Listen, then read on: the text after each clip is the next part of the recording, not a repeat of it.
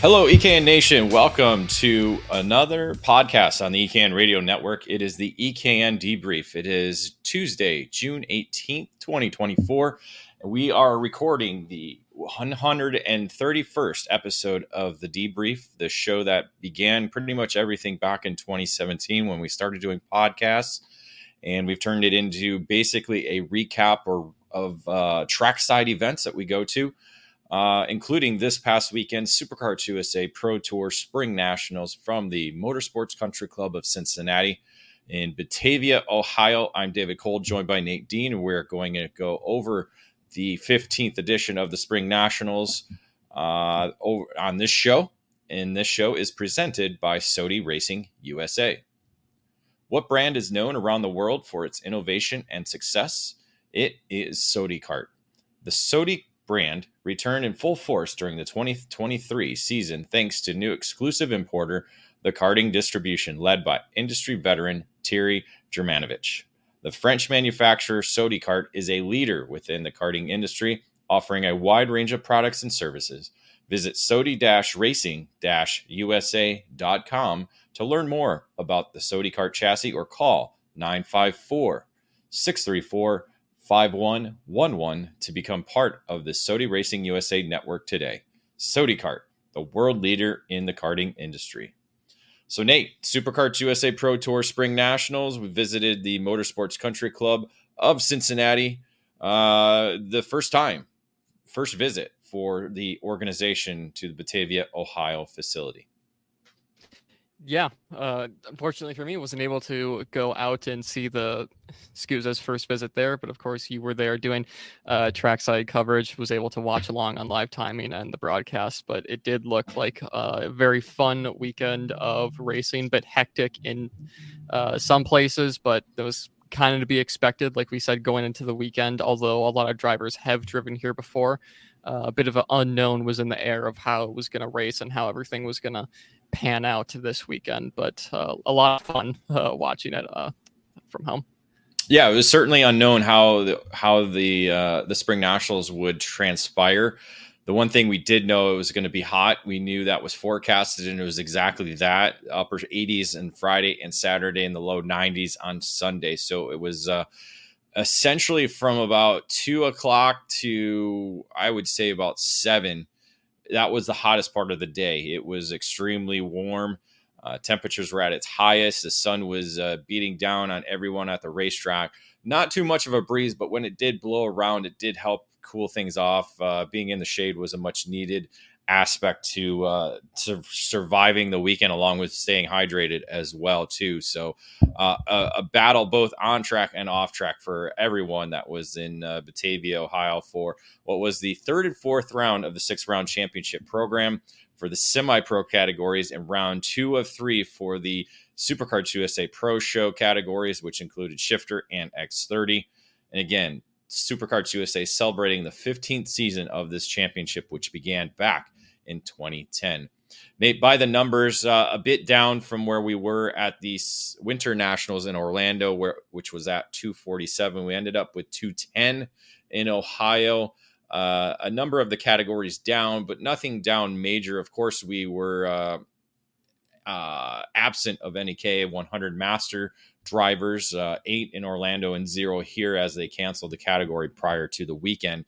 Certainly it helped free up the weekend. The master shifter guys didn't have to worry about racing around the KAs at all. So no situations there, as they had a increase in entry to 11 drivers here this weekend. It was pretty good to see that. The only really increase that we did see on the weekend, every other category was essentially a negative. K100 Junior, the most at 10 less than last event, with 39 drivers, still the largest category of the event. You had 3 categories in total over the 30 mark, including Mini Swift and KA100 Senior. So those categories paid out, those 3 categories, along with the pro categories, paying out on the weekend. So good for those categories, as it was a long line to pick up the money following the podiums at the end of the weekend. So Nate, anything else that stands out to you in terms of the by the numbers? Yeah, just the slight drop in entries from what we had in Orlando. It was pretty even split amongst most classes, losing about 8 or 9 in about 4 or 5 of the different classes we had. But yeah, and like we said going into it, unfortunate that SCUSA didn't have higher numbers, but at the same time, looking at the on-track product that we got, you didn't really notice the lack of entries too much because of the level of racing and how good it was. It was an intense weekend, that's for sure. A lot of tight racing, close racing all weekend long in all the categories. So you're correct. The numbers, even though we were down only 37 entries, it didn't feel like that. Still above the 200 mark, which is where you want to be in terms of this program. So again, great weekend, intense weekend, and we'll get more into that when we get to the Paddock Pass, which will be our next segment after these commercials. Check out any major national karting event, and what's the common thread? Speed Concepts Racing. Up front, in every class, every weekend. The Speed family has been at the forefront of American karting for over 25 years, and Speed Concepts Racing is the sole dedication of Father Mike Speed and his multi-time championship-winning son Alex Speed. This program is all about passion for the sport and a dedication to winning. They know how to get it done. If you're a senior driver ready to put yourself amongst the best in the country, Speed Concepts Racing is the program for you. We can win the big races. You just need to be in the seat. The Speeds program has delivered time over time in the junior classes as well, helping to elevate a long list of young drivers from mid-pack to potential race winners. Speed Concepts Racing has the perfect equation of coaching, driver development, and technical knowledge to elevate your program. Arrive and drive opportunities are available for the remainder of the 2023 season, and we're locking in seats for 2024 as well. If you're ready to take your career to the next level, contact Speed Concepts Racing through email at speedconceptsracing@gmail.com. Left without a mechanic or a crew to help you at the kart track or in the garage? Kartlift Kart Stands is your solution. The company, founded in 2003, is now owned and operated by Ted Fashing out of Cokato, Minnesota, and Ted has decades of knowledge and experience with fabrication. Kartlift takes pride in both our quality and our personal customer service that we provide on the phone or at the track. Kartlift Kart Stands can be found at racetracks all over the country. If you race alone, or if you're a parent with a cadet or junior driver, let our one-man winch lift make your race days easier. Position the hooks under the rear bumper, push the button, and your cart is raised into position, and you're ready to go. We also have cart lift stackers for storing 2 carts at once, traditional cart stands, single and double upright storage stands, tire changers, and skid plate kits. Race teams and shops can contact us about our state-of-the-art chassis straightening table. If you have an idea for a custom stand, Kartlift can build it for you. All products from Kartlift are made in the USA.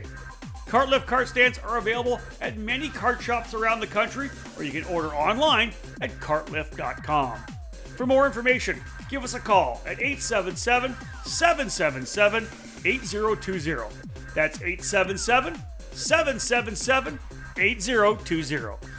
Get a Kartlift today.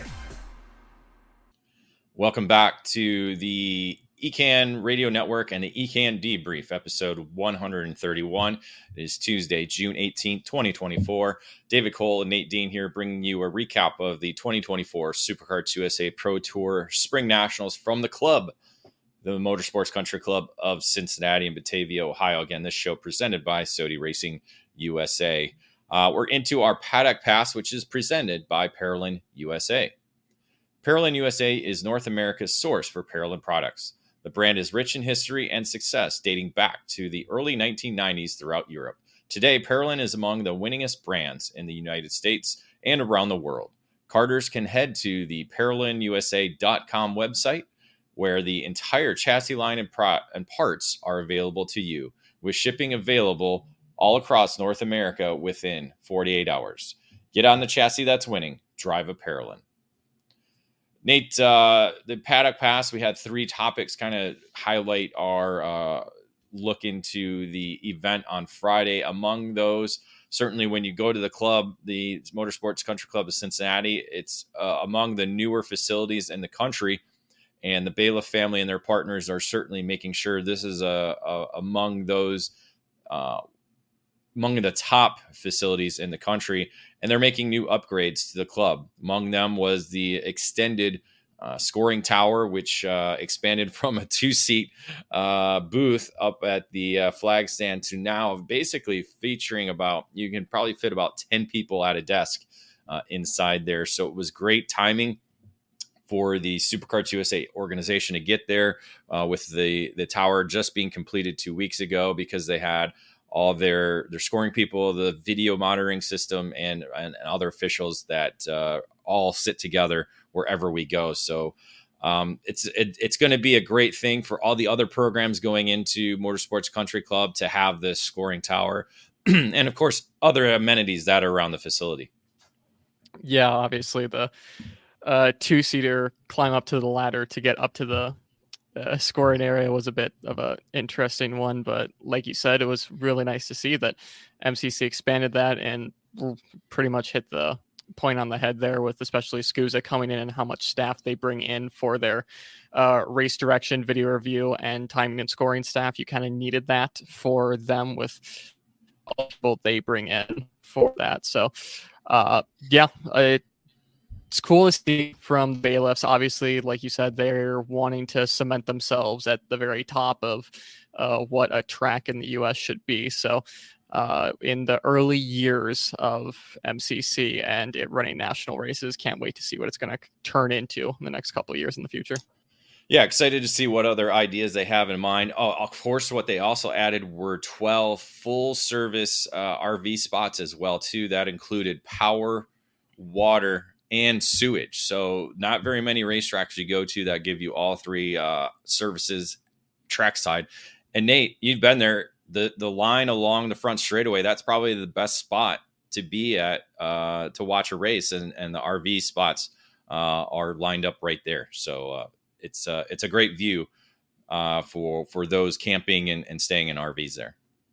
Yeah, it's with the nature of the track and it not being like as spread out as like a Newcastle is, or like a track house. It's a lot more condensed, almost like we saw with the Supernats layout from last year. If you're on that fence line, you can pretty much see the entire track, no matter where you are on that fence, unless you're by the new section that's laid out towards the end of the lap. So a bit jealous for anyone who got to A, go there and race, and B, have a nice spot there along the fence.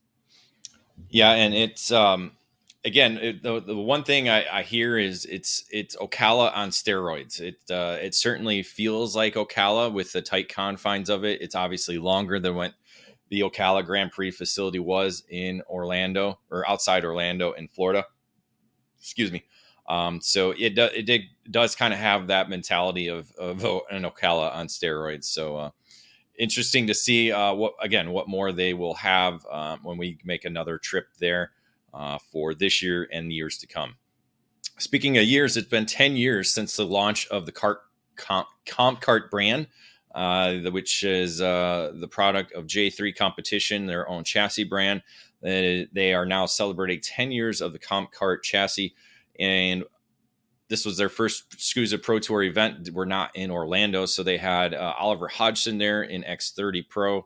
They had Cooper Auclair in K Senior, and joining them was Peyton Phillips as well, making his CompKart debut, and then micro driver Connor Lipka. So the story was kind of Phillips. He didn't really have a spot to go to. CompKart provided kind of a one-off for him for the weekend. So we'll see. Maybe that translates into more races with Phillips and CompKart together. So we'll kind of just have to wait and see. But not a bad performance. We'll get into it a little bit more later during our race report. But 10 years of the CompKart brand, Nate, and it's certainly a chassis that stands out among all the others. From a commentary perspective, whenever I do that, it makes my life a whole lot easier compared to trying to find anyone else's. But obviously, they've been doing very, very well as of recent. Oliver Hodgson scoring a win at Stars a couple weeks I think it was Stars a couple weeks ago. I don't know. He scored a win. Yep. Peyton Phillips obviously is one of the top talents in KA 100 senior driving, wins with the Winter Series, Pro Tour, and TRS this year. It's a good pick for Comp Car to bring him on board, at least for this MCC event. Would love to see him on that team for a full season. And then Cooper Eau Claire, kind of a dark horse, someone you don't really mention too much, mainly because he doesn't fully run that SCUSA USPKS full season calendar. But when he does come over here to race the major nationals, he is a force to be reckoned with out front. Certainly. The SCUSA Pro Show made its second stop this past weekend at the MCC facility, the MCC Kartplex. And it was a new format, something that was is brand new, that began at the Winter Nationals, essentially with qualifying at the end. If I remember correctly, it was qualifying at the end of Friday, and we had a pre-final at the end of Saturday and the main event at the end of Sunday. Everything kind of changed coming into this weekend. They gave the pro categories full practice day on Friday, so everybody got 5 rounds like the other categories. Saturday was a change where they got a warm-up, qualifying, their Super Pole session, and then 2 heat races instead of a pre-final. So they split up the pre-final into 2 heat races to kind of same championship format. So you'll split up the pre-final points and award them in the 2 heat races. And then, of course, the long 25-lap main events on Sunday. So talking with a lot of drivers, they were in favor of the new format. Certainly when you have 2 races to set the grid for the main event, it opens up the opportunity for maybe something to happen to kind of hurt your chances. So that was really the only worry. We didn't really see that too many with any of the front runners in terms of troubles during the heat races, but it did provide more racing for them. And I think that was the key aspect that they were talking about. Even though they are the pro categories, they do want to race just as much as everybody else does. So they gave them the 2 heat races on Saturday. I think it's a welcome format for everyone to watch. Gives the semi-pro categories a little bit more break in between. Things went fairly well on Saturday. We didn't get done till roughly about 6 o'clock at night. And then you had your podiums later on after that. So it does make for a little bit of a longer day. But Nate, overall, I think the format works with this new pro show for SCUSA. Yeah, and I mean, I was a fan of it in Orlando and more of a fan of it after this one. I think the tweaks that they made really, like you said, at least from my perspective and a viewing perspective, enhanced the show and made it better. And then from what you said, the drivers enjoying this a bit more. So we'll have to see if they keep the same format for Newcastle, if more further smaller tweaks are to come. Yeah, as far as I know, I don't hear of any. Newcastle, they do have the pit lane, so maybe they'll try a hot pit lane at the end of the day on Friday. That could be a possibility. I know they talked about it for qualifying as well too, but not sure exactly if they will tweak it or if they're going to keep it the same way to try and make the Summer Nationals run just as smooth as it did for the Spring Nationals. So with that, we'll head into our next commercial break, and when we return, we'll have the beginning segment of our race report.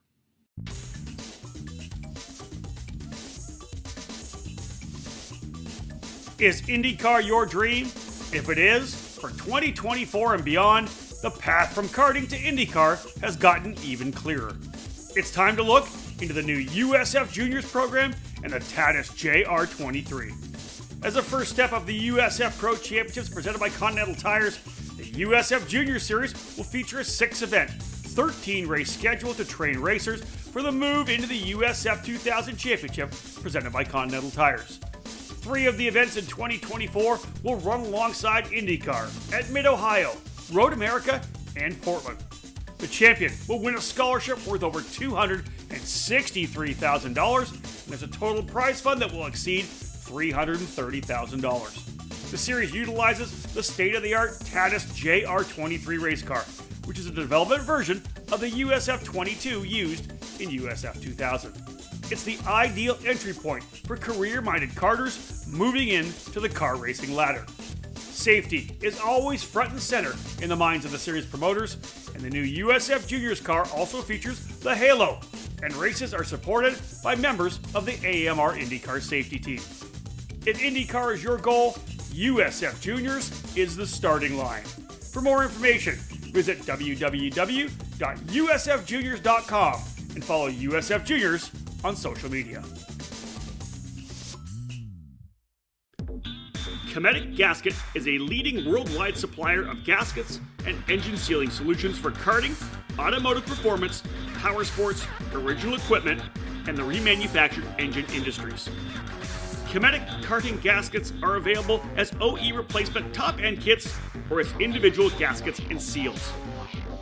Just like competitive karters, Cometic can operate on the fly and has the unique capability to customize any gasket to meet specific engine requirements and clearances. All of Cometic's fiber materials are asbestos-free and do not require any additional sealants. Viton oil ring cylinder head seals are used in each 2-cycle kit, and Cometic's 4-cycle engine kits feature only the most advanced multi-layer steel head gaskets. Cometic can tailor to engine builder specific needs through bulk ordering and packaging flexibility. Cometic gaskets are must-haves for championship-winning teams across multiple disciplines of both professional and amateur motorsports.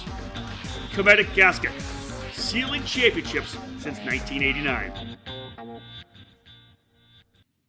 And welcome back to the EKN Debrief. It is episode 131. It is Tuesday, June 18th, as we are breaking down the Superkarts USA Pro Tour Spring Nationals from the Motorsports Country Club of Cincinnati. In this show presented by Sodi Racing USA, I'm David Cole, joined by Nate Dean, as we are now getting into our race report, which is presented by Factory Karts. Made in the USA. It's not just a statement, it's the mission at Factory Karts of America. Led by 4-time SuperNationals champion Billy Musgrave, Factory Karts manufactures their frames completely in-house at their Riverside, California facility.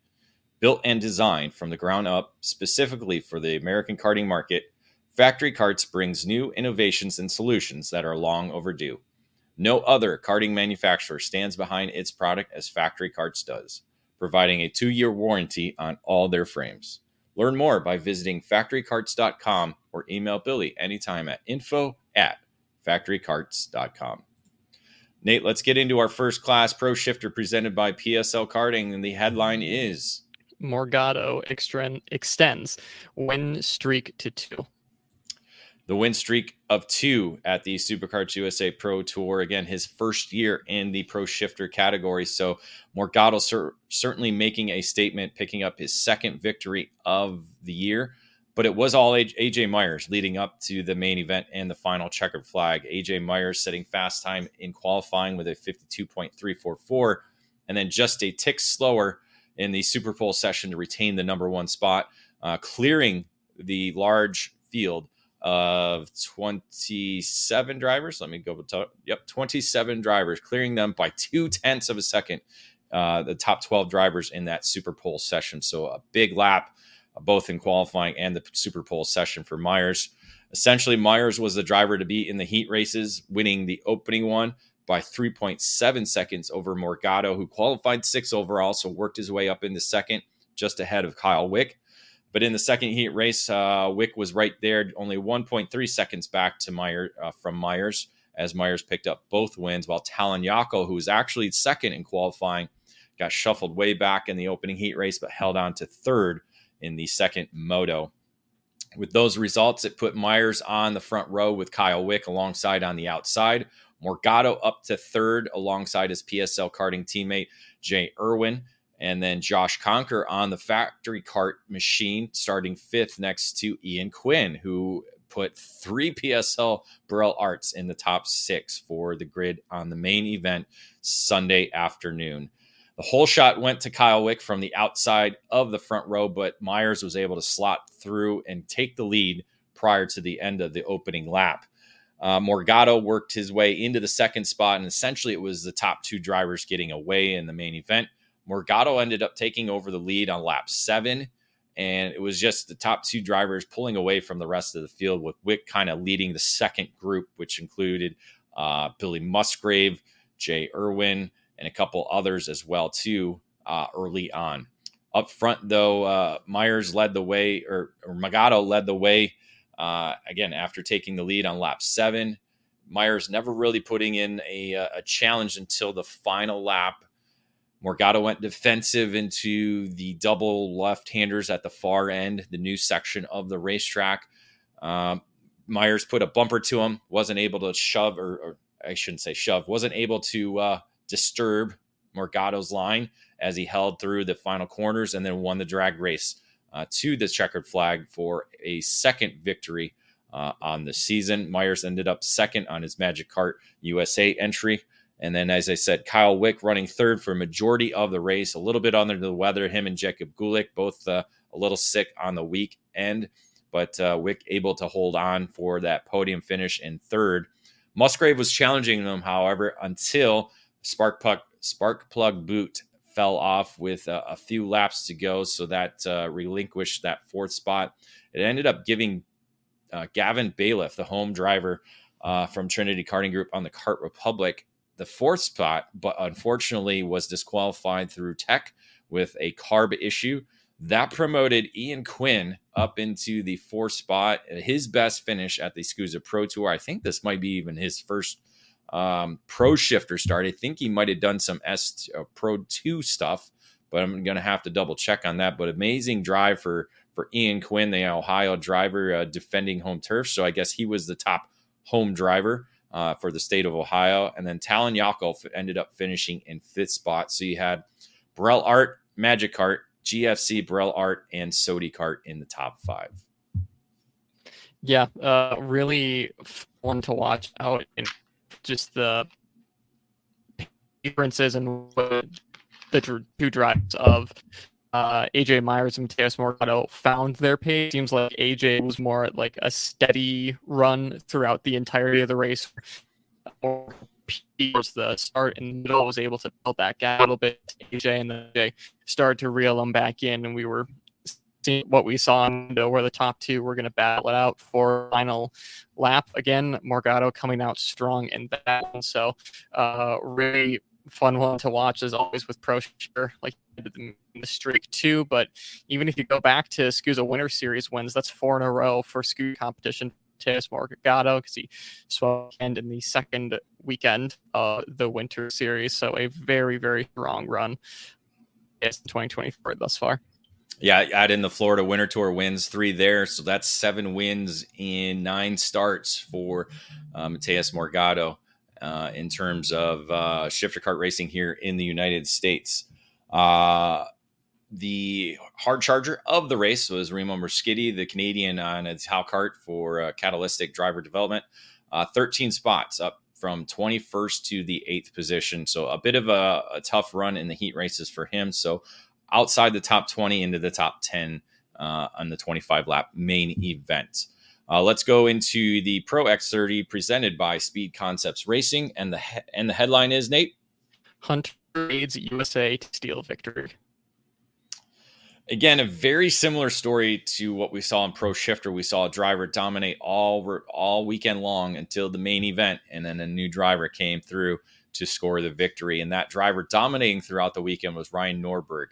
A fast time in qualifying with a 55.508 put him at the top of the order and into the Super Pole, where he was able to score the pole position with a 55.960, just 13 thousandths quicker than Diego Ramos. The 2 heat races controlled by Norberg, a little bit of shuffling here and there, but the top challenger in the opening race was Kai Hunter. Kai Hunter, a new driver for the Rollison Performance Group, making his first start here in the United States. So certainly an exciting entry, and certainly a notable one, as he was a challenger in the opening heat race, moving Ramos back into the 3rd spot. In the second heat race, it was Diego Ramos finishing second, but a blocking penalty put him down to 6th and moved Kai Hunter into the 2nd spot. So that essentially put Norberg and Hunter, the 2 RPG drivers, on the front row for the main event. Oliver Hodgson and Diego Ramos starting from the row 2, while Hayden Jones and Donovan Bonilla started from row 3. A bit of a chaotic start about mid-pack, so it kind of shuffled things up, allowing basically about 6 drivers to kind of get away. And as that happened, it was Norberg and Hunter out front getting away from the field early on. These two drivers kind of went back and forth for a number of laps, just kind of, I think, sizing each other up. It seemed like Norberg had a little bit of a mistake, let Hunter by, and then Norberg powered past, and they kind of went back and forth. But that was up until lap 20 when Norberg began slowing. An engine issue essentially put him to the sideline and out of the race, handing Kai Hunter the lead permanently as he would go unchallenged, scoring the victory, his first victory in the U.S. and his first start in the U.S. by 1.2 seconds. Diego Ramos was the driver to win the battle for second over Brandon Carr, the hard charger of the race, who came up from 13th to 3rd. It was a pretty aggressive and good race between Ramos, Carr, and Oliver Hodgson, all three battling for what ended up being that runner-up position. So a great battle between those three drivers. And then Paulie Massimino, during that opening lap skirmish in turn 2, he got pushed back all the way to 15th at the end of the opening lap, was able to drive his way all the way up to 5th position. So a great recovery, top 5 finish for Paulie Massimino. Again, still holding strong with some consistent finishes in the main events here in 2024. So, and again, you look at the top 5, we have 5 different brands in there with Cosmic, Burrell Art, Kart Republic, Comp Kart, and the LN Racing Kart brand. So, Nate, it was certainly an exciting start and beginning and middle, but undramatic with the DNF by Ryan Norberg. Yeah, it was kind of a race of what could have been, with Ryan really feeling pressured throughout that entire race, just constantly look back and trying to size up where Kai's putting his card. A bit uncharacteristic for Ryan, but it was obviously a lot of fun to watch that. And towards the end of the race, Kai did start to drop off pace a little bit, and the challengers were starting to catch up to him. So you have to think what could have been if Ryan was still in that fight and those two would battle it out the final couple laps, if you would have brought the rest of that pack into that battle. But what a weekend for Kai. Like he said on social media, new team, new kart, new track, new chassis, a whole lot of news for him, but still managing to come out on top. Yeah, and it might not be the last time we see or hear of Kai Hunter, as he's looking at possibly doing the Supernationals or maybe a few more events here in the United States. So stay tuned for that. He could be definitely a factor in any race he comes to here in 2024 and beyond.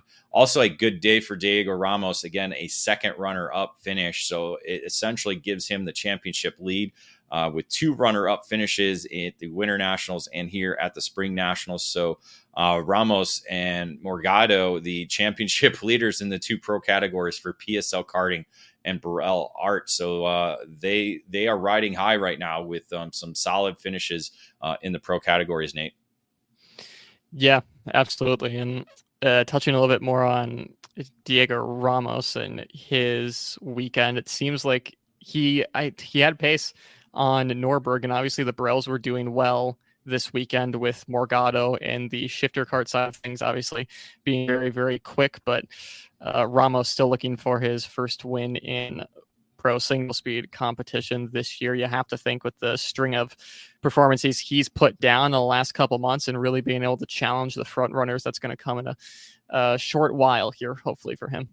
Yeah, what better way to get that first Pro Tour victory than to clinch the championship at the Summer Nationals? So that could be an option, but still a lot of racing left, and nothing's decided in either championships as we will head to the Summer Nationals next month in July at Newcastle. So with that, let's head into our next commercial break. When we return, we'll talk K100 Senior, X30 Junior, and KU100 Junior as well.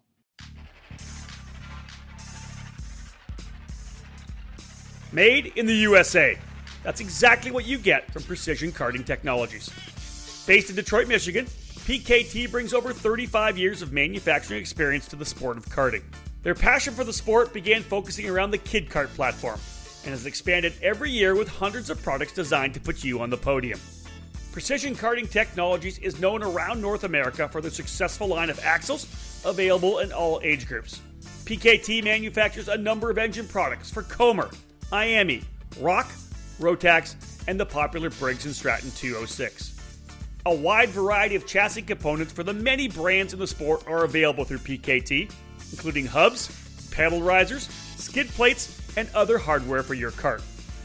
Axle straightening, chassis adjustments, engine service, and specific CNC machining projects are available through their Motor City headquarters. To learn more about the many products and services available from Precision Karting Technologies, head to pktaxles.com.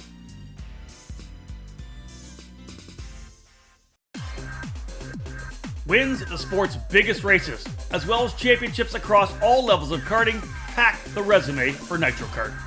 The NitroKart brand has made its statement as the best, fastest, and most reliable cadet chassis on the North American karting market. If you want to win in cadet, both in 2-cycle and 4-cycle competition, get a NitroKart and join the team. Team NitroKart will be at all major events, trackside with Ryan Perry Motorsport, the official race team. Owner Ryan Perry and his RPM operation carries the full selection of NitroKart chassis and parts, while also providing the same driver development focus as NitroKart owner Nick Tucker. You can also join the Team NitroKart race team at all major 4-cycle races this season. Led by longtime NitroKart tuner Cody Johnson, Team NitroKart will be at all the major Cup Karts North America events with arrive and drive opportunities available for all ages. Nitro Motorsports is a true karts-to-karts driver development program that is already gaining success after launching in 2022. Victories and championships in the Trans Am Series has highlighted the team's start, along with the success in the new GR Cup by Toyota. Current and former karters can take advantage of this unique ladder system with NitroKart and Nitro Motorsports. Visit NitroKart online and find them on social media. NitroKart, race one or chase one. And welcome back to the EKN Debrief. It is David Cole and Nate Dean here breaking down the Superkarts USA Pro Tour Spring Nationals from Batavia, Ohio, and the MCC Kartplex in episode 131. This show presented by Sodi Racing USA. We are into our race report, which is presented by Factory Karts. Now talking about KA100 Senior, presented by Sodi Racing USA. Nate, and the headline is Biff as second, with Miller taking career first. Yeah, KA100 Senior produces fireworks and pretty much a lot of excitement every time it hits the racetrack. And it certainly did that, both qualifying, pre-final, and final on both days, for each round, rounds 3 and 4 of the SCUSA Pro Tour. James Overbeck, the Ohio driver, lives just about 15 minutes away from this facility. Not too many laps here, but not enough to get that fast time in qualifying with a 58.217. However, pre-final time, it was Stephen Miller, the senior rookie, coming through in a wild battle. That 10-lap race for the pre-final win to secure the front row and pole position start for the main event. And that battle continued on into the main event. A number of different drivers battling up front, and among the contenders for the lead, taking the lead. So a lot of lead changes throughout the race. Eventually, Finnegan Bailiff, the home driver, lives at the racetrack. House is at the track, so you can literally say the racetrack is in his backyard. Bailiff was able to escape late, essentially driving away to a 2.4 second margin of victory by the checkered flag after 20 laps to secure his second Pro Tour of the year and second career win at the SCUSA competition. It was a battle for second, though, behind him, which eventually went to James Overbeck, who got by Henry Wheeler, another Ohio driver, going into the final couple of corners, and then contact with Wheeler and Fernando Luque essentially dropped them back. Wheeler ended up recording a DNF. Luque would continue on, but outside the top 5, as Overbeck ran away with a second spot, and Keegan Kaminsky, who replaced his whole chassis Friday evening after making hard contact with the barriers there, came through to score a podium finish of third, and just ahead of Stephen Miller and Connor Ferris in the 5th position after all that contact in the final couple of corners. Nate, the hard charger of the race was Lydia Small for Sodi Kart from 31st all the way up into a top 10 finish, making it 21 spots gained on Saturday in the final. Yeah, so we knew things and the action was going to be even more exciting going into Sunday. Unfortunately, Stephen Miller made it boring as he swept the action on Sunday, setting fast time in qualifying with a 58.151, so a little bit quicker than what we saw on Saturday with Overbeck. Miller winning the battle in the pre-final, and then in the main event, this was 19 of 20 laps that Miller led. Wheeler got out front in the opening circuit, and then Miller took control and was able to get away and had a pretty sizable lead, probably about 2 seconds, if I recall correctly. And eventually, James Overbeck was the driver getting into the second spot, and little by little was starting to run down Miller. It was about a 10th per lap. Looking at it, it was like, he's not going to be able to get there. And then all of a sudden, in the last couple of laps, I don't know if Steven slowed up trying to save tires, or if I'm not really sure, because he got a little bit slower, and Overbeck was gaining about 2 to 3 tenths in the final couple of laps. So it made for an interesting finish as Miller celebrated the victory just as he was coming onto the main straight, and Overbeck had an amazing run, and it timed just right that they were 43 thousandths of a second separated at the line, with Overbeck on the outside of Miller as he was celebrating the victory crossing the line. Unfortunately for Overbeck, Miller was coming across the track, made contact, Overbeck dropped a wheel, slid off into the grass, hard into the barriers. Unfortunately not hurt, but the kart a little bit banged up. So Miller earning the victory, earning the sweep on the day.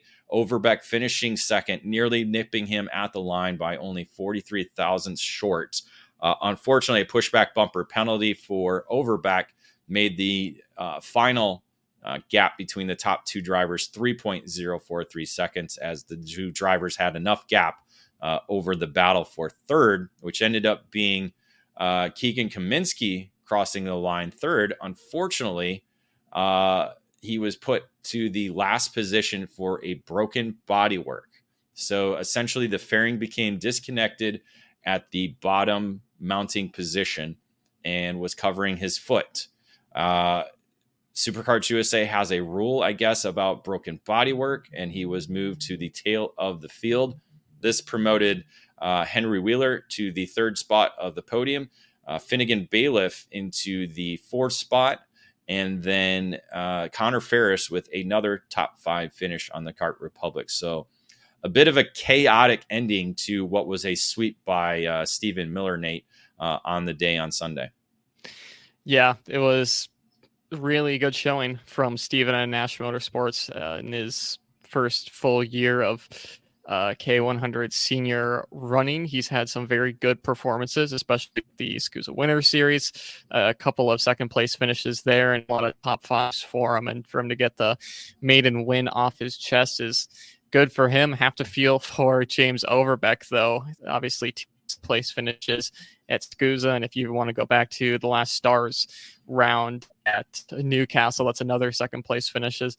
So that's a 3 in a row for him. He's obviously going to be wanting to get that maiden win in 2024 and his maiden pro national win in K100 senior. So hopefully James and Brand Jarsacrack Racing can do that as the season goes on.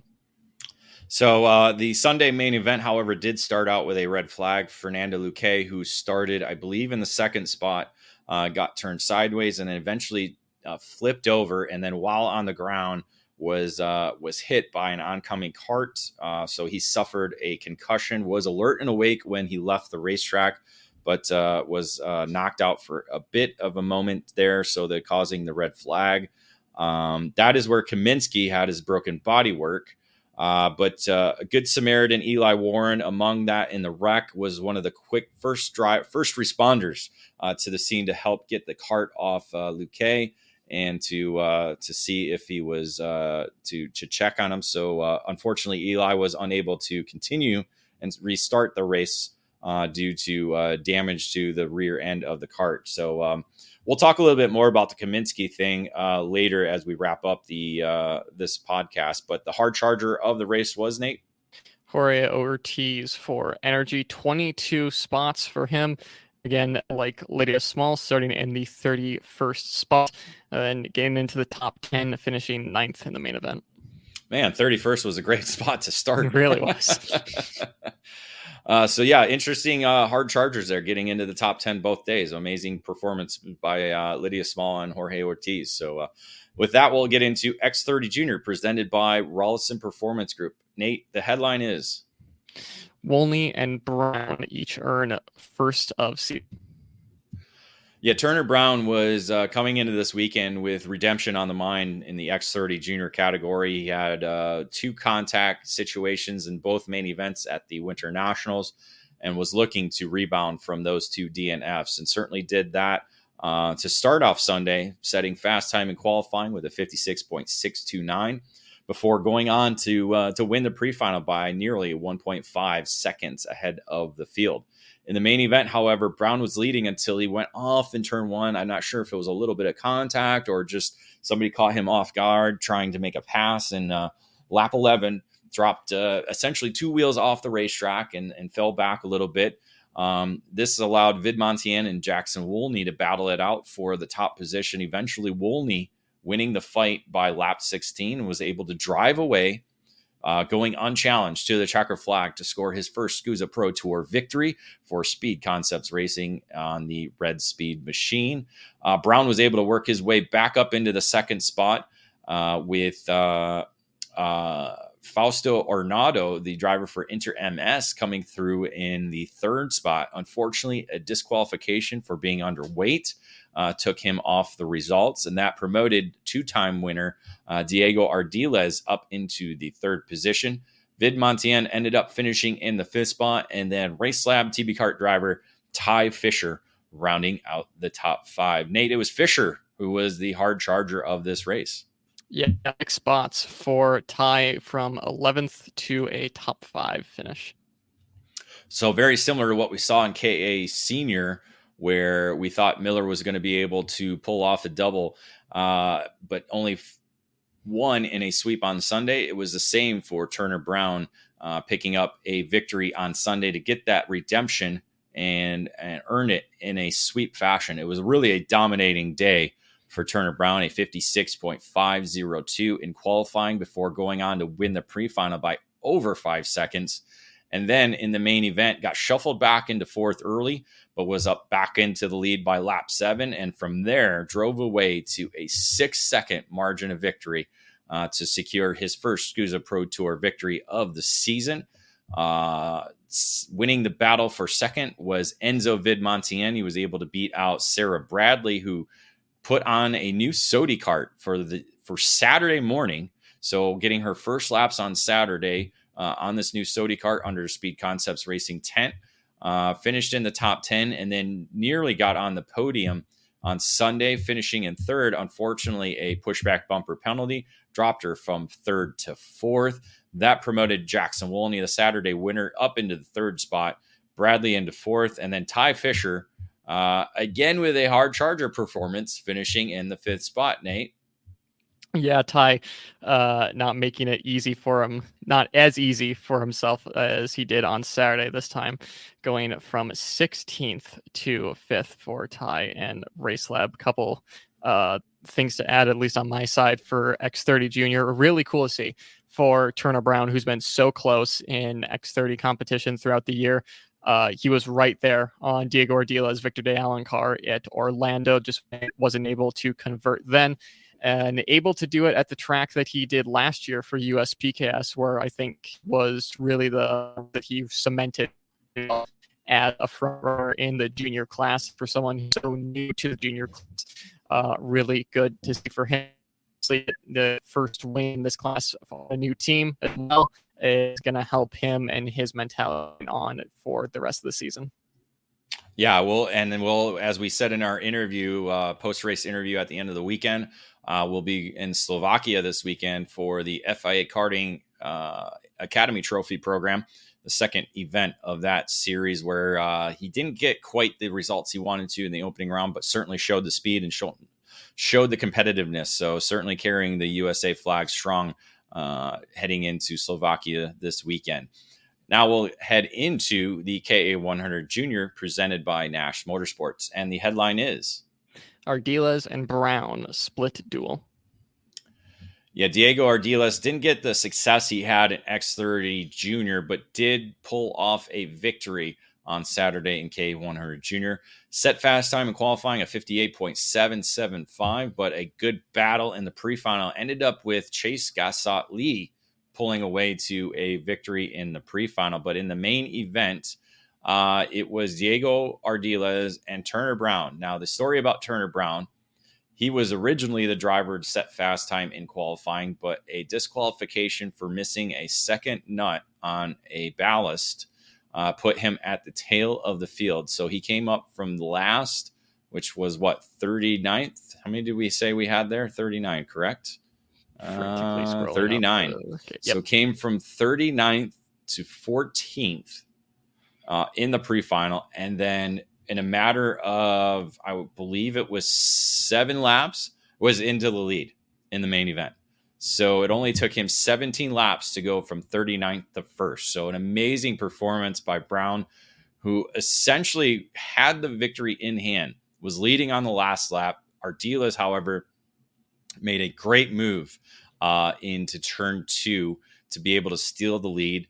Drove a great defensive line through the final couple of corners throughout the last lap, and then held off a late charge down the front stretch by Turner Brown to hold on to the victory by 28 thousandths of a second to complete the victory, his second on the season, to give RPG a 1-2 finish in the K100 Junior main event on Saturday.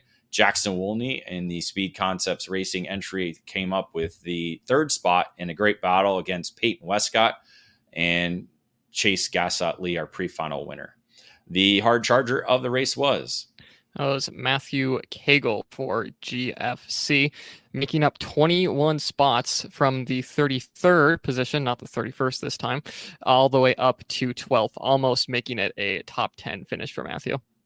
Yeah, and it was the first visit for a lot of the GSC drivers to the MCC facility, so they were learning as the weekend was going on. Certainly, a number of them were there last weekend with the test sessions going on there, but a great performance by Cagle to recover back up into the top 15 on Saturday. On Sunday, it was Peyton Westcott who edged out the field for fast time in qualifying with a 58.714, but she got shuffled back a couple positions in the pre-final as Turner Brown was able to go on to earn the race win in the pre-final by over 2 seconds. In the main event, it was the same story. Brown this time not having to go from last to first, but was leading for a majority of the race with Diego Ardiles up there as well. So those two were able to pull away. About midway through, early on during the race, we did see contact between Westcott and Vidmonte N. The contact was the right rear tire essentially climbing and jumping and slamming on top of the left arm for Peyton Westcott. So she was escorted off the racetrack later to be determined to have a broken arm. So she went to the hospital that evening to be checked out, and we're waiting on more information on that. So we do send our best wishes to Peyton Westcott and a full recovery from the incident in Ohio. But as the main event continued on, it was Brown leading Ardiles up until the last lap again. Ardiles made that great last lap move to be able to take over the top spot. But coming to the final corner, he gave just enough room for Turner Brown to come in and slide to the inside, get to the apex first, and beat Ardiles there. And then in a drag race to the line, it was Brown taking the victory by 14 thousandths of a second ahead of Diego Ardiles, who later would get a 3-second penalty for, I believe, it was either pushback or something else. I'm not quite sure. I think it was impeding or a blocking move. I cannot remember which one it was. I'm assuming it's blocking because it might have happened on that last lap there. So yeah, it was blocking on 830 Turner. So fortunately for them, they were up far enough to where Ardiles held his position in the second spot. Behind them was a great battle for third, which saw Race Lab teammates Travis Pettit and Ty Fisher get together and finish third and fourth. Unfortunately for Pettit, who would have stood on the podium in the third spot, he was disqualified for losing his camera. So again, a non-competitive advantage disqualification for another driver. We'll get into that more of that later. So that promoted Ty Fisher up into the third spot on the podium, moving Nico Sarfati into the fourth spot and Chase Gatsa-Lee in the fifth position. So Nate, the hard charger of the race was Erev Kabita Basso for RPG Cosmic. 17 spots for them, 39th all the way up to 22nd. Yeah, so we'll talk more a little bit about these interesting penalties and decisions that affected not only the podiums, but top five finishes in a couple of the categories. We'll get into that after our race report, which will continue after these commercial breaks.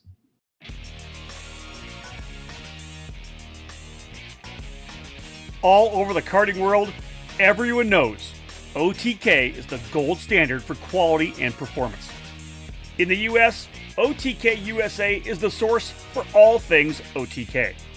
From the legendary Tony Kart brand to the race-winning Cosmic and Esprit chassis, and now the new Red Speed and EOS brands, OTK quality is second to none. All five brands are winning races and championships across the country in national programs like the Rock Cup USA Florida Winter Tour and the Challenge of the Americas, the SCUSA Pro Tour and Winter Series, and the Pro Kart Challenge, the United States Pro Kart Series, and the WKA Manufacturers Cup. And OTK products are also front and center on the podium of club and regional races from coast to coast. To learn more about a specific product line, you can find the OTK USA dealer near you, whether it's Tony Kart, Cosmic, Esprit, Red Speed, or EOS. Visit www.otkusa.com. Specific chassis territories are still available, so kart shops interested in adding a winning component to their product lineups can contact OTK USA directly.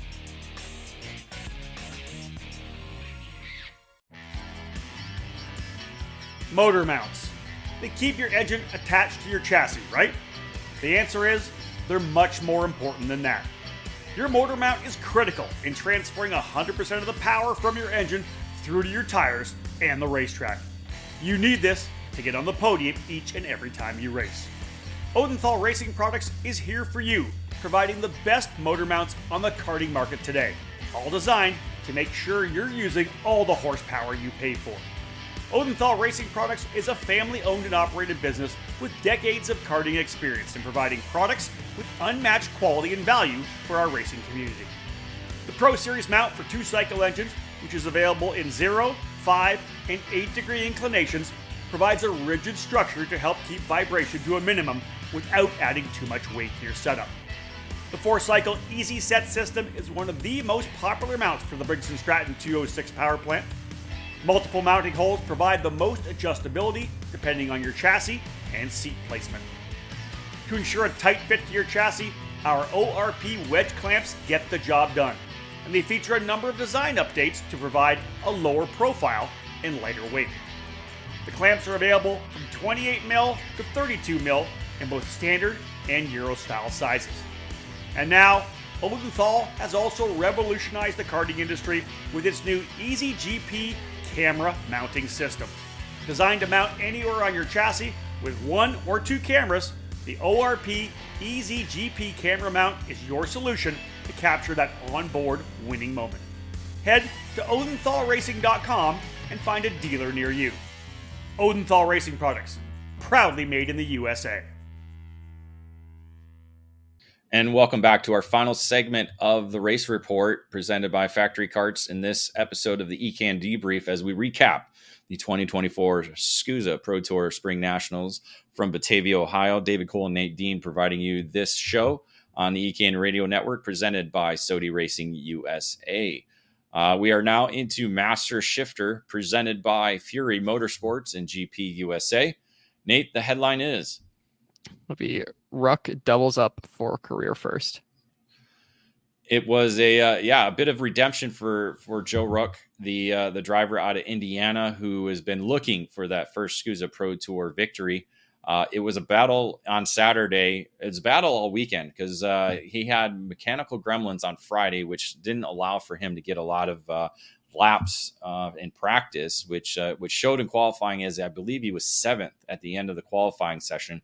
But Larry Pegram, the motorcycle rider who has a lot of laps here, lives nearby, was certainly able to show the way in qualifying with a 53.771 lap.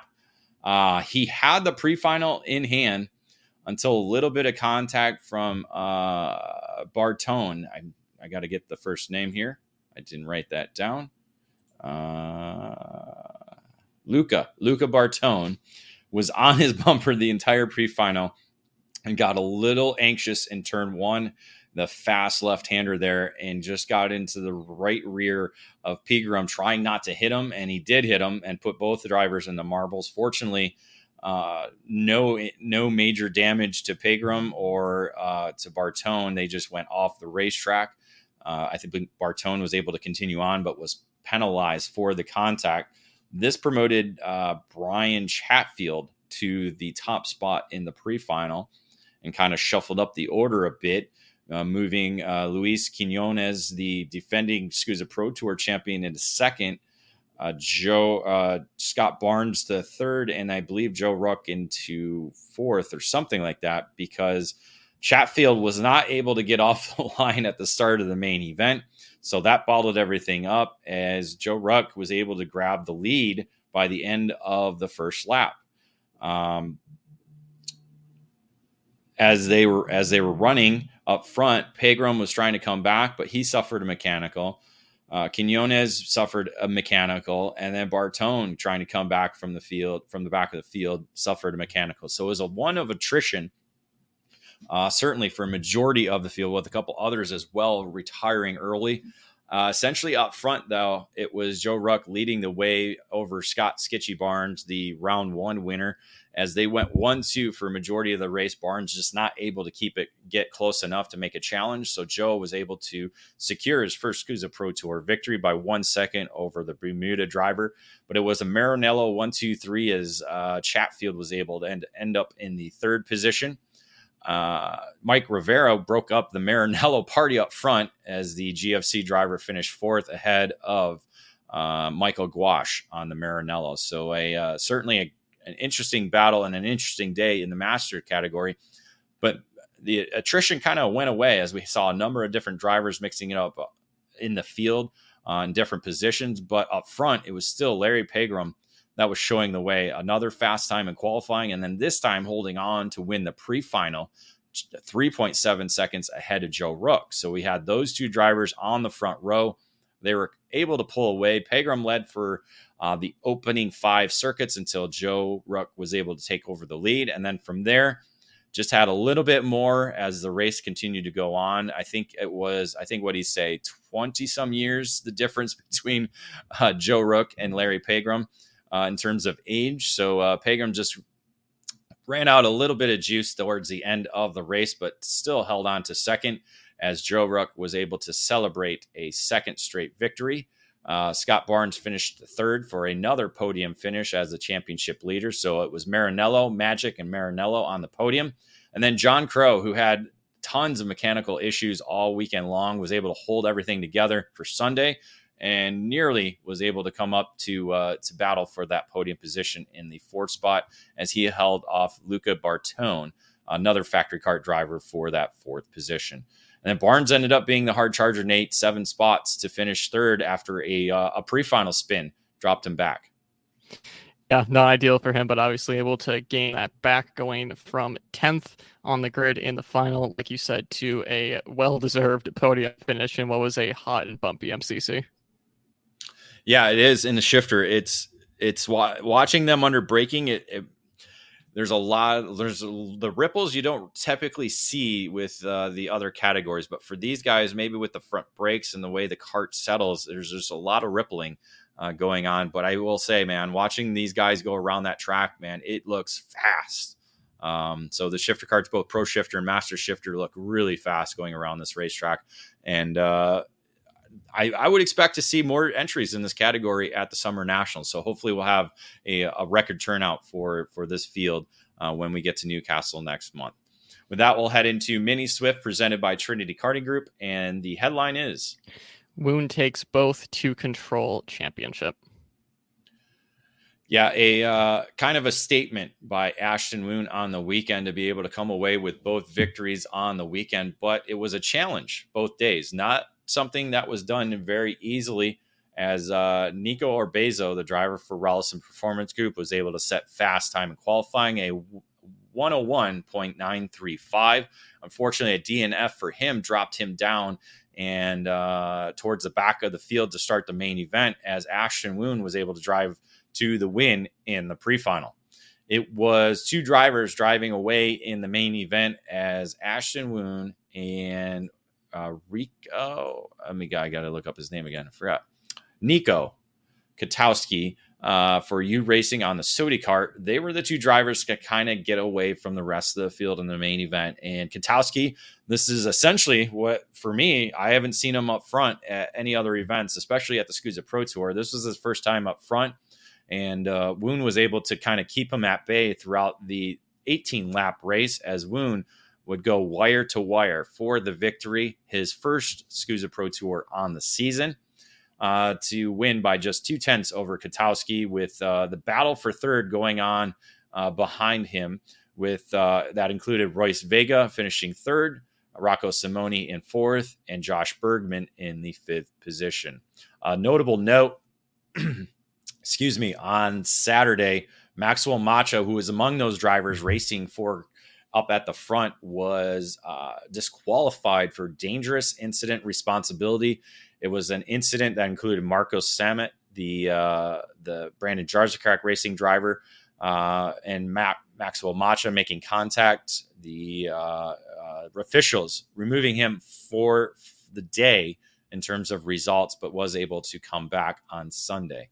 Nate, the hard charger was Nico Orbezo, recovering from that pre-final DNF. Yeah, 19 spots gained for him. Started in 27th in the main event and working his way all the way up to a solid top 10 finish in the 8th spot.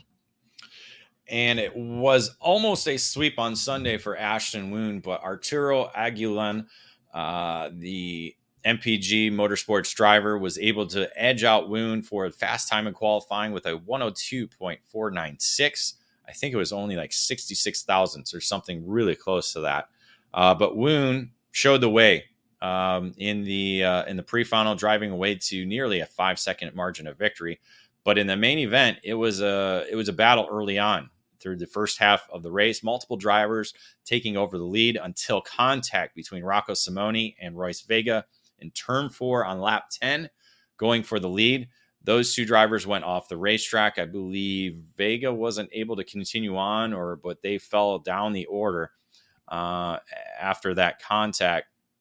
Yeah, Vega not able to continue on, and then Simoni did continue on, but ended up finishing in the 25th position. So certainly a couple of drop races for those two championship contenders. This allowed Ashton Woon to take the lead as he fought off Maxwell Macha and Enzo Di Gennaro. Both these drivers coming up from the back of the field after pre-final issues to get into the lead pack. Woon, however, would secure the top spot by lap 16 and was able to drive away to a 2.6 margin of victory to secure his second straight victory. Maxwell Macha held on to second in a wild battle to the line that included Enzo Di Gennaro, who would get a 3-second starting infraction penalty. So that dropped him off the podium to the 8th position, moving Josh Bergman up to the 3rd spot for his first SKUSA Pro Tour podium finish. That also moved Troy Ferguson into the 4th spot and John McClellan into the 5th spot on the Energy. Nate, the hard charger, was one of our top 5 finishers. Yeah, Maxwell Macha making up 25 spots from 27th to get himself onto the second step of the podium. Yeah, and De Janeiro would have been right there as well too, but unfortunately that penalty dropped him down and out of the possible hard charger. So, but a good run by both of those drivers coming up from the back of the pack. Now let's head into our Micro Swift presented by J&M Racing, and the headline is... That'll be Burgess fends off challenge to double up at the club. At the club. I don't think we need 8-year-olds at the club, though, right? Yeah, that's fair.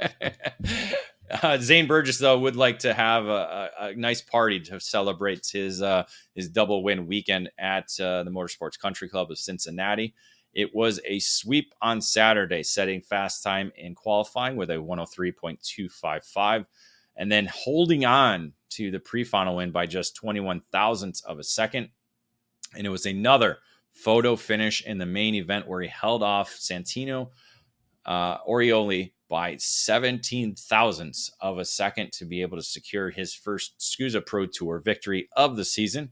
Jacobo Agudelo finishing in the third spot on the Benek ahead of Leo Simoni and Brian Borneman.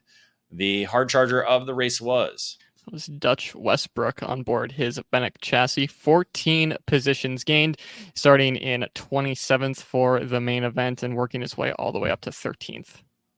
And Daniel Ramirez put himself into the fight on Sunday, setting fast time in qualifying at 103.921. Burgess, however, did win the pre-final, but was given a pushback bumper penalty, dropping him to fourth. So that promoted Ramirez to the top spot in that race and put him on the pole position for the main event.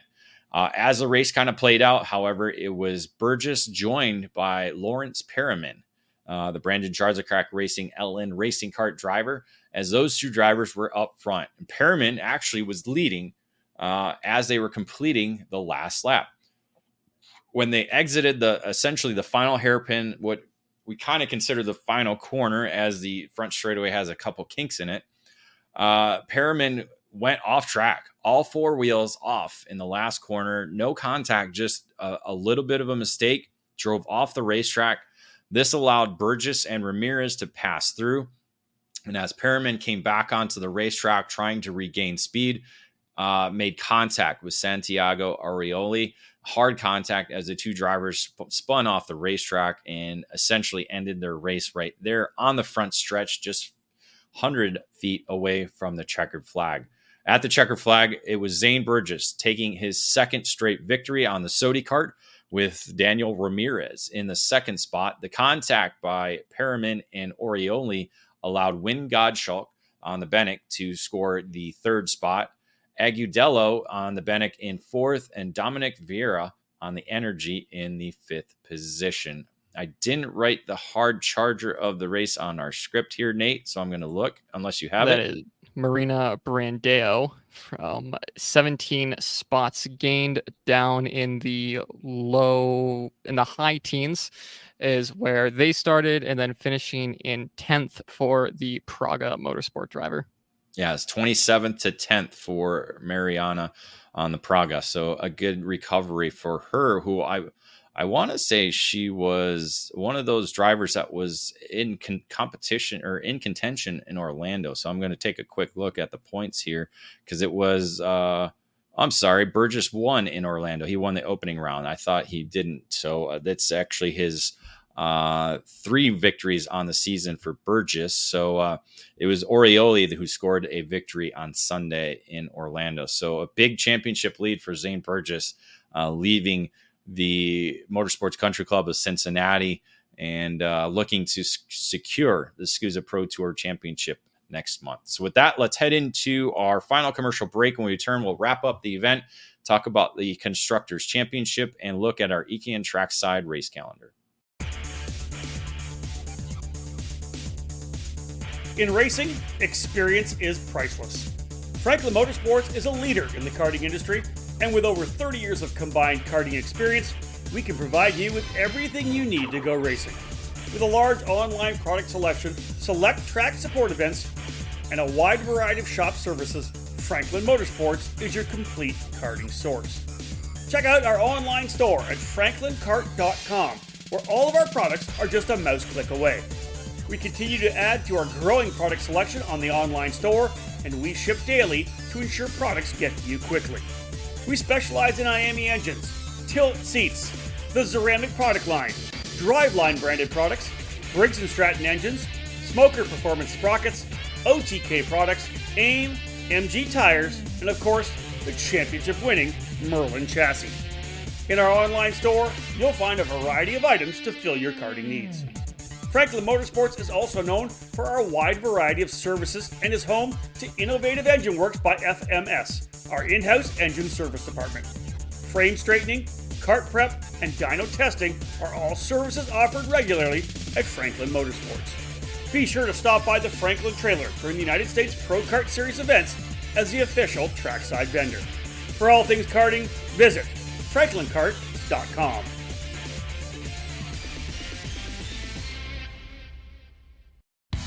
CRG is one of the most iconic brands in karting, and we're primed and ready for the 2022 season with new material and a never-ending focus on winning.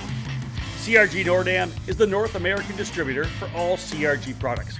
Based outside of Houston, Texas, CRG Nordam supports CRG dealers across the continent, reaching every corner of North America. The CRG KT5 is our new chassis for tag and shifter racing, and it's been designed specifically for the US market. The KT5 features 30mm construction with a 32mm front loop to increase front grip. CRG's new Ben 13 brake system is cutting-edge technology with a master cylinder that allows for pressure regulation within the system. Drivers can customize brake pressure to their own requirements to improve feel and to avoid brake lockup. The kart is finished with new KG 507, 508 bodywork that has refined aerodynamics and reduced weight. For cadet drivers, the 2022 CRG Black Mirror is already logging positive results to start the new season. This chassis will be making big waves in 2022. Longtime CRG drivers will be happy to know that the CRG Road Rebel, the standard in quality and performance, is still available. With four-cycle racing enjoying consistent growth in North America, CRG's FS4 chassis is the ideal choice for racers in Briggs & Stratton competition. From pure racing to karting entertainment, many tracks, both indoor and outdoor, have made the switch to the CRG Centurion rental kart line. 5 different models for both gas-powered or electric engines can fit any track's needs for a new rental kart fleet. CRG Nordam has a full inventory of rental karts available for new and existing facilities. For more information on the CRG product line, head to www.kartcrg.com, and to inquire about a North American dealer near you, please email us at info@kartcrg-nordam.com. And welcome back to our final segment of the EKN Debrief, episode 131. It is Tuesday, June 18th, as we are recapping the Superkarts USA Pro Tour SpringNationals from the Motorsports Country Club of Cincinnati in Batavia, Ohio. Again, this show presented by Sodi Racing USA. Let's get into a little bit of a wrap-up, Nate. Multiple red flags on the weekend. So we had some in Orlando. We had some in Ohio. I wouldn't say it has anything to do with what SCUSA is doing. They're making penalties. They're calling penalties. They're trying to keep it as safe as possible. I think it's just the intensity of the drivers and some mistakes by the drivers that are certainly causing these red flag situations. Yeah, and you have to think, obviously, there's a multitude of different things that go into it with only one more weekend to really get yourself in that championship hunt for Newcastle. Some drivers thinking about that. In the additions to what was physically there, you have a really hot, tight, and technical track on MG Reds, which most of the on Avinkos, but MG Avinko pretty much same-ish thing there. So a fairly soft tire compound on like I said, a tight and a hot track is going to make those corner speeds a bit higher and you're able to send it in a bit more. So maybe that's leading to a bit of it too. And then obviously the human side of things, when it gets hot and you're around a ton of karts, mistakes are going to be made. So I totally agree with what you said. It's not a issue with SCUSA. It's not really an issue with MCC. It's just one of those things where you go to that tight technical track on these hot summer months, you're going to have, unfortunately, these kinds of incidents, but glad that none were too serious. Most walked away. And obviously for the likes of Peyton Westcott that have her broken arm, wishing her the best of luck in their recovery. Yeah, turn one was certainly the focal point of the incidents and the red flags. That's where we had one in K100 Junior. We had one in K100 Senior with Luke, who, again, a concussion, but other than that, ruled to be in good health. So we'll have to monitor that. But the only thing we can say is, it's similar to a SuperNationals or a temporary circuit, because that wall is so close to the racetrack, and it's a fast section of the course. I mean, it's down the longest straightaway and into a 90-degree corner where we know drivers are trying to push it just that much more to get through and get faster and get a better lap time. So, again, it's a combination of a lot of different things: intensity, the racetrack itself, the grip level, to where drivers can hold on a little bit stronger through corners. And that was a focal point on the weekend, is the amount of grip that was getting laid down. Certainly, we haven't seen a black line of rubber getting laid down over the last few years, but this weekend, that's something we saw with the new Ivinco tires that are now here. I don't think we quite saw it in Orlando, but I gotta think the different pavement could be a possibility of why that is. Or maybe it's the weather, because it was so hot and we haven't had a lot of rain come through the area and wash away the rubber. So we had a straight week, a weekend of testing, and then a full weekend of racing. It was certainly providing a lot of grip for the drivers to be able to go quicker and quicker as the weekend went on. Yeah, I'm just kind of a little bit of what I said in the multiple red flags on the weekend. It's the point you bring up with the pavement could be interesting, with it being a fairly new, smoother surface. Wonder how that plays into how the rubber gets laid down, and where the rubber goes when it does get laid down. If it's more just on top of the surface, if it can't dig into the racing surface as much. So a bit of a interesting one there, but don't think we'll have that issue going to Newcastle with how much it gripped up, even though we know Newcastle does get very, very grippy in the summer months. Yes, it does. It gets very grippy. So if we see conditions like this at Newcastle, I think we'll see the same intensity and the not necessarily no holds barred, but drivers certainly pushing it to the edge a little bit more now that they have that more extra grip that what they were used to in years past. Something, again, I brought up earlier, questionable penalties decided the podiums and top five finishes on the weekend. Again, Nate, I understand the safety aspect. And I only bring this up because I look at track safety and how we can keep things safe and things like that. But the camera thing kind of blows my mind. I just got to say it right out. It just blows my mind that you're getting disqualified for losing a camera. Again, I understand the safety aspect. It could fly off and hit somebody and it cause a lot of injury, etc. But in all honesty, it's a parts failure. It's no different than saying the side pod falling off, right? If the side pod falls off, that could be even more dangerous than a camera. And so I don't know. It's the drivers now are required to have a camera because they want to get rid of, they don't want a pushback bumper penalty. So they have to have it on. We have all this new technology to ensure these cameras are stable and secure. Obviously, user error occurs sometimes where they don't tether it, they don't mount it correctly, they don't have the right mount, and period. But that and a broken body, like if you have a broken bodywork, why are you not getting a meatball flag to be pulled off? And that's not really a safety aspect if it's not. I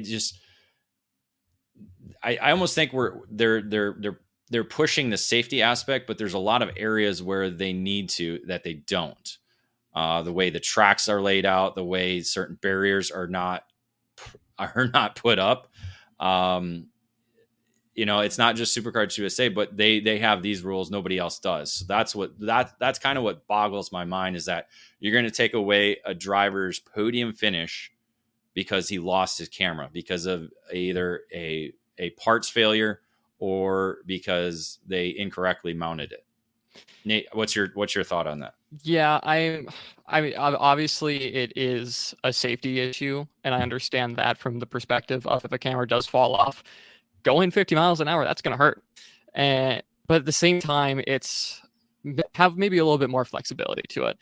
If it falls off and like the mount is sheared off, or it is like a complete failure, then yeah, I get that.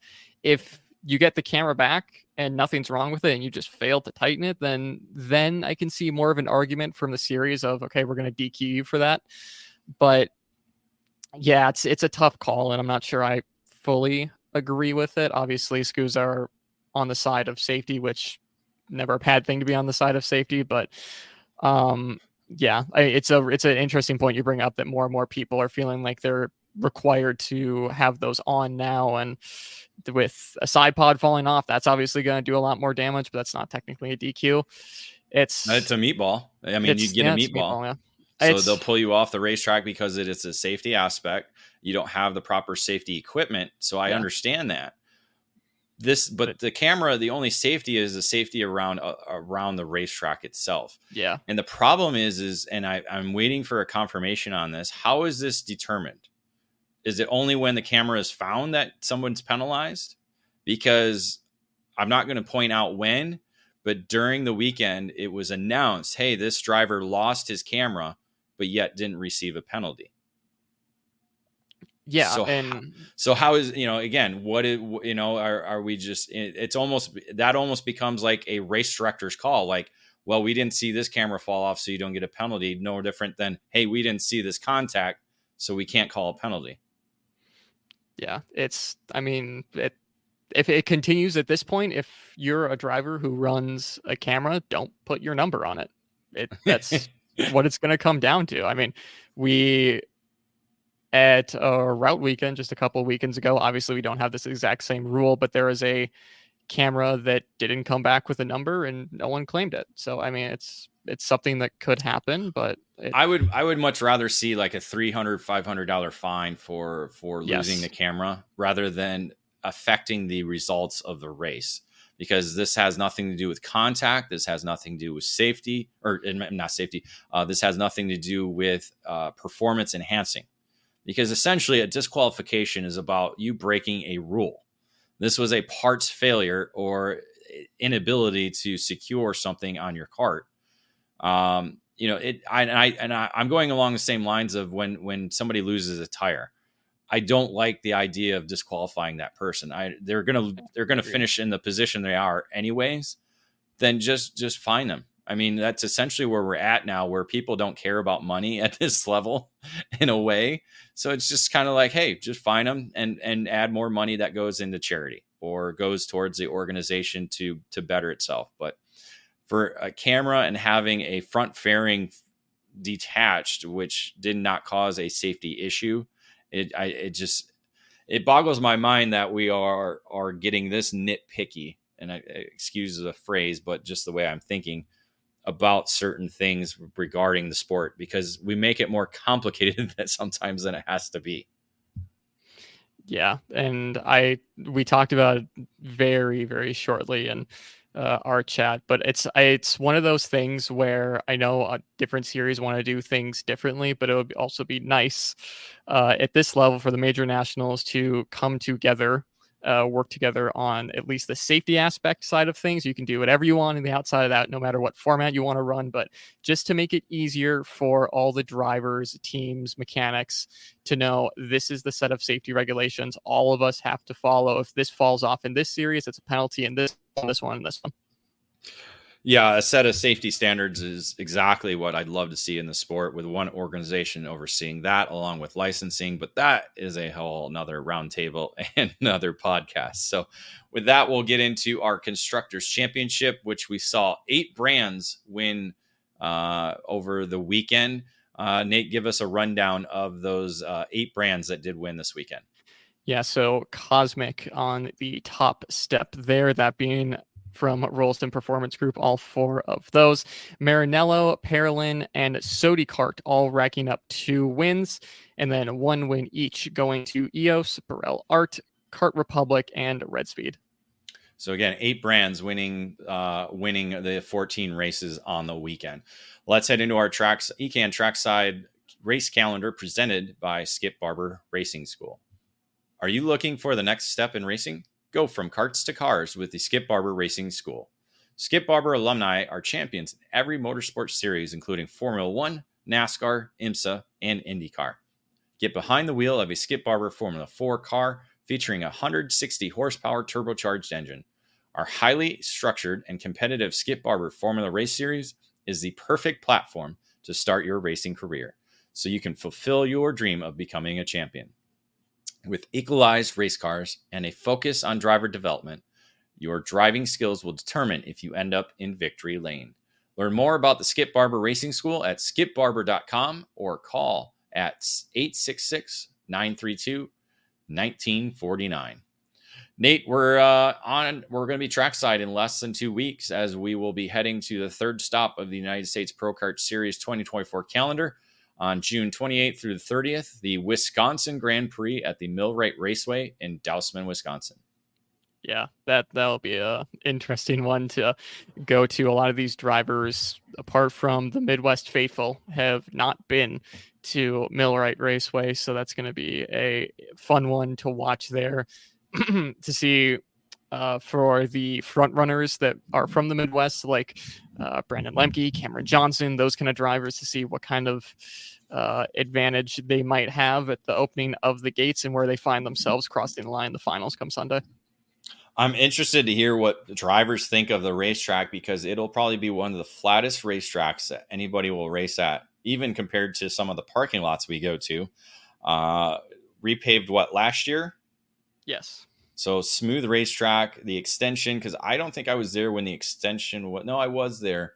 I don't think USPKS had the extension, but I think other program or WK was there, and I saw the extension then. So again, a lot of unique factors. Again, going up to the state of Wisconsin, USPKS continue to go up there. We've been there for Shawano. We've been there for Badger back in 2013 when the program began. We've been to Road America, now going back to Badger, the home of Badger Kart Club, in less than essentially 9 days from now. So excited to head back there, drive around the lake, and be over to Dousman in about 6 hours. Then we'll take a month break for our trackside program before we head back to Superkarts USA Pro Tour and the annual Summer Nationals set for July 26th through the 28th, returning to the Newcastle Motorsports Park in Newcastle, Indiana. Nate, that weekend's going to be an exciting one, and we'll be able to decide the 15th season champions that weekend.